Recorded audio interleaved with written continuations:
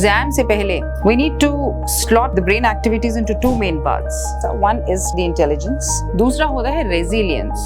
If a child realizes how their reactions can be controlled, so it's very easy for us to understand this concept first and then make them understand this because वो ज़्यादा logically सोच पाते नहीं हैं. जब हमारा brain develop होता है, so it starts from the back side. If we go towards the back and then it goes to the front. बच्चों में इमोशनल थिंकिंग ज़्यादा होती है, इसीलिए हम सब इस बात को समझें कि हमारे बच्चे एकदम से रिएक्ट क्यों करते हैं. Remind your teens or your children that they are very resilient and competent individuals. Every struggle gives you a better version of yourself. Namaskar. We meet again. Dr. Sumita Giri here. It's a pleasure to meet you all again. Today it's a very short topic. चूँकि हमारे बच्चों के इम्तिहान आ रहे हैं और हम बात कर चुके हैं anxiety, stress, worry and it's relation to parents reacting to it, teachers taking care of the children. तो एक बहुत छोटा सा टॉपिक लेकर आई हूँ आज, how to understand the teen brain. मैं चाहती हूँ आप सब इस विषय को लेकर थोड़ा सा जागरूक हो जाएं, इसे हम जितना हो सके बच्चों तक पहुँचा पाएं ताकि वो समझें उनका दिमाग किस तरह से काम करता है. I mean physiologically, you know, the functioning of the brain. It's a very technical thing but something very interesting we should put across to our children. छोटी सी बात है, understanding the teen brain. To put it in simple facts, we go about stating the fact that बच्चों का जो brain होता है वो उसकी शुरुआत होती है जब से वो पैदा होते हैं से लेकर आप मानेंगे नहीं 25 साल की उम्र, लेट 20s तक ये ब्रेन की डेवलपमेंट होती रहती है. तो बहुत छोटी सी चीज़ है और इम्पॉर्टेंट, महत्वपूर्ण चीज़ है जिसके बारे में हम सबको पता होना चाहिए कि एग्जाम से पहले and in fact even otherwise we need to slot the brain activities into two main parts. The two main parts are, one is called the intelligence. Of course भाई, आपके पास बुद्धि कितनी है, आप अपना दिमाग कितना तेज चला सकते हैं, कितना चीज़ों को एनालाइज कर सकते हैं. दूसरा होता है resilience. We all understand the meaning of the word resilience. लचीलापन, माने कि किशोर अवस्था की मानसिक स्थिति का लचीलापन. I am not going to talk about intelligence today, but I am going to talk about is the resilience of a teen brain. If you talk of the development, why I'm talking about all this is, if a child realizes how their reactions can be controlled, so it's very easy for us to understand this concept first and then make them understand this because वो ज़्यादा logically सोच पाते नहीं हैं. This fact was revealed to me when I dealt with a lot of students at my college and I realized कि कहीं कुछ gap है. So I tried to analyze that gap. And I felt that somewhere my knowledge is lacking. And since my knowledge is lacking in analyzing the behavior of each child, I started reading more about this. तो मुझे ये छोटे छोटे gaps अपने खुद के knowledge में नजर आए. तो चाह रही थी कि आप थोड़ा सा जान पाएं. आप में से काफ़ी लोग जानते होंगे, lot of neurologists must be knowing all this. But there are a lot of us who are not aware of these facts. So with due respect to each one of us, हम अगर ये समझ लें कि intelligence एक अलग ही दायरे में आती है, रेजिलियंस एक अलग स्लॉट है, एक अलग ही गली मान लीजिए दिमाग की. जब हमारा ब्रेन डेवलप होता है, so it starts from the back side. If we go towards the back end then it goes to the front, right. So the back we have the brain stem. Brain stem से spinal cord निकलती है. बहुत technical terms है, आसान बनाने की कोशिश करूंगी आपके लिए ताकि आप आसानी से इसे एनालाइज कर पाएं और अपने बच्चों को समझा पाएं, so that it doesn't become very boring for them. Now, as we move upwards, from the brain stem we come to the limbic system. Limbic system को कहते हैं हमारा इमोशनल ब्रेन होता है. ये पहले डेवलप हो जाता है. That's somewhere about at the back of the head. थोड़ा सा हमारे गर्दन से ऊपर. I will be showing you pictures of these, slices of these in a cross section or a frontal view. These are a little scientific terms I am using, but काफ़ी interesting terms होते हैं. तो अगर आप cross section में देखेंगे तो बहुत आसानी से आपको समझ में आ जाएगा मैं क्या बात कर रही हूँ. तो जब हम लिम्बिक सिस्टम में आते हैं वहाँ पर एक छोटा सा हिस्सा होता है amygdala. amygdala is very well developed in teens, in a teen brain or an adolescent brain. ये फिर जब थोड़ा सा और आगे आते हैं, देखिए, we come right to our forehead. So behind our forehead we have something called as prefrontal cortex, PFC, prefrontal cortex. इसकी जो डेवलपमेंट होती है ये 25 साल की उम्र तक चलती रहती है, कई बार 27, 28, 30 तक भी चलती है. Now this part of the brain is known as the thinking brain or the executive brain, right? Now this part of the brain, because it develops at a later stage, our children are not able to make sensible decisions. Because उनकी जो thinking है वो चल रही है उनके emotional part of brain से, that is the limbic system. Whereas in adults, that is post 30, what happens is the whole thing reverses. What happens is the limbic system slows down and the prefrontal cortex activates itself. Abhi resilience. So this was the basic structure or the basic science of how thinking works. Logical thinking and emotional thinking.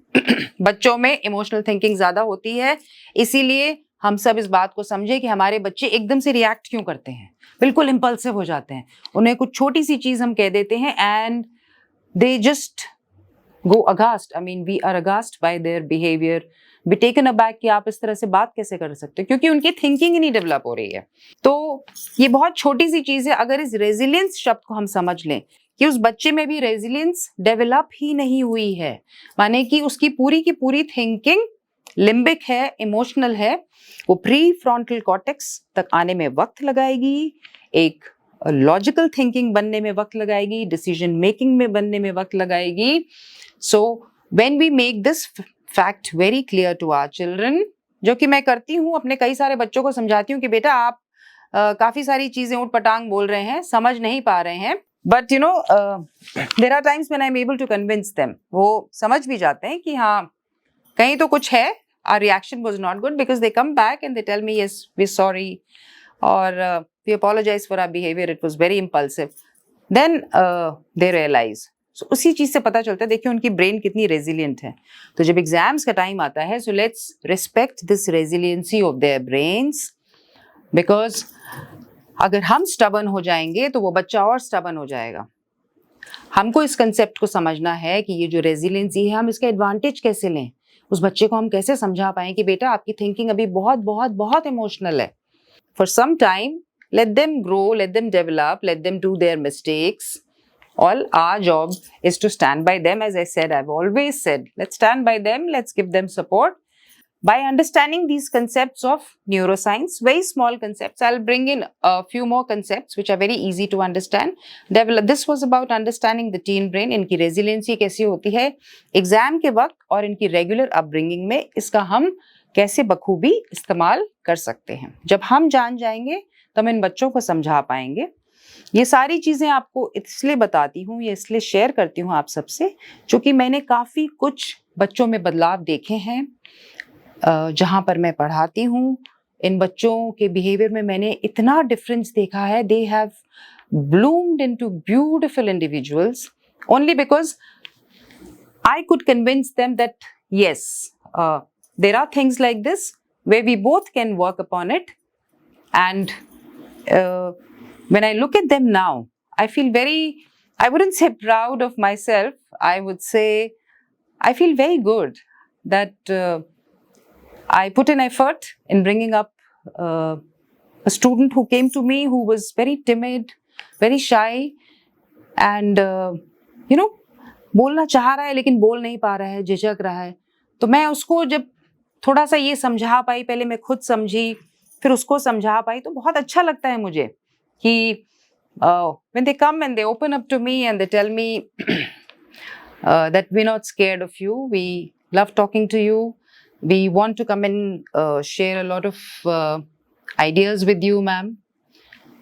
So this is something which keeps me motivated to keep talking about our teenagers, our children, their upbringing, their thinking, our contributions.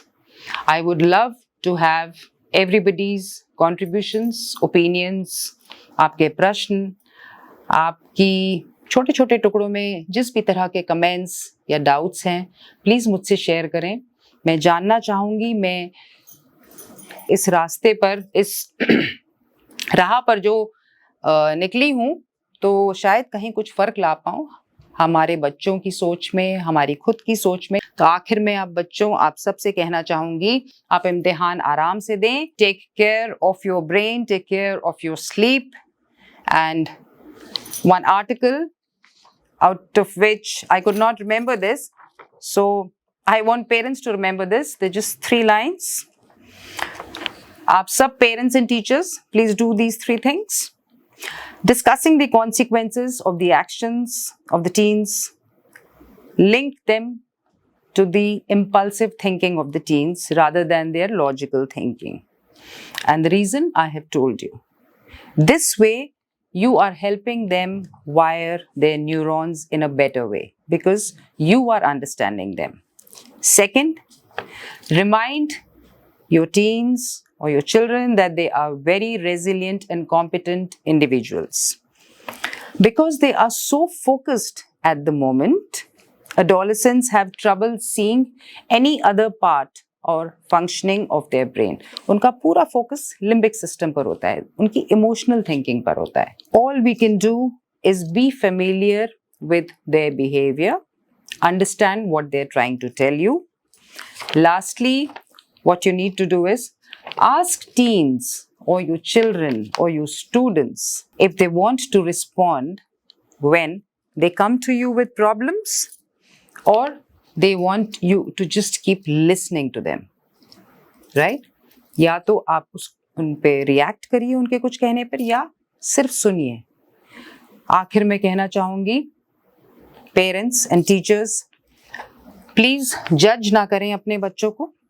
Let's give them a helping hand and let's support them, especially during these exam times, as I mentioned in my last video, and even otherwise throughout, which I do at my place where I work, and I try to be a good teacher. More than being respected, I would love to be respected, but more than that, I want to be loved by them. I want to be very approachable. I want them to come to me and share their problems with me without the scare of being judged. They can do mistakes. It helps them. When they do mistakes, it helps them rewire their brain. That's very essential for them. Let's not just pull them down. Let's not judge them. उनको हम emotionally safe और secure environment देंगे तो वो अपने आप bloom करेंगे। आखिर में एक पंक्ति कहना चाहूँगी, Every struggle gives you a better version of yourself. एक और सफलता पर ही है। असफलता अंत नहीं होता है। असफलता किसी भी चीज का अंत नहीं होता है। असफलता प्रतीक होती है एक नई शुरुआत की। असफलता अंत नहीं होता है, असफलता प्रतीक होती है एक नई शुरुआत की। Thank you so much for listening to me. बहुत अच्छा लगता है जब मैं ये छोटे छोटे नन्हे टॉपिक्स आप सब तक पहुंचा पाती हूँ। चाहूंगी आप कमेंट्स और शेयर करें, सब्सक्राइब करें। आप सबका बहुत बहुत प्यार मिला है मुझे। इन सब से मैं जो भी मैसेज आप सब तक पहुंचाना चाहती हूँ वो सब आहिस्ता आहिस्ता पहुंच रहा है। अच्छा लगता है मुझे, प्रोत्साहन मिलता है मुझे, थोड़ी हिम्मत बढ़ती है मेरी। काफ़ी कोशिशों के बाद यहाँ तक पहुंची हूँ। So thank you so much for listening to me. ओम नमः शिवाय।